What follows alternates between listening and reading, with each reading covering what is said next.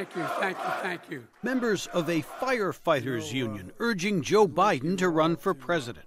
I appreciate the energy you showed when I got up here.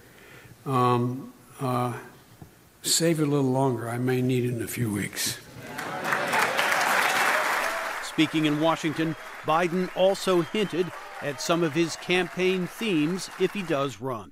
Treating people with dignity and respect, giving everyone a fair shot, leaving nobody behind, demonizing no one, not the poor, not the desperate, not the immigrant, not the other. Biden leads the Democratic presidential contenders in the polls, but he will have plenty of competition, including 2016 contender Senator Bernie Sanders. Those radical ideas that we talked about 4 years ago, well, today virtually all of those ideas are now supported by a majority of the American people. Let's give a warm New Hampshire welcome to Cory Booker. More than a dozen Democrats have already jumped in, including several candidates who could appeal to the party's younger and more diverse voters, like California Senator Kamala Harris. The rules aren't applying equally to all people in our country. That not all people in our country have equal access to a path toward success. President Donald Trump has accused Democrats of veering into socialism, especially with an ambitious environmental proposal known as the Green New Deal. I want them to embrace this plan. I want them to go and sell this plan. I just want to be the Republican that runs against them.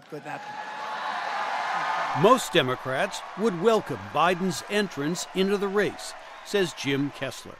It shows that people like him. There's very few Democrats who don't like him.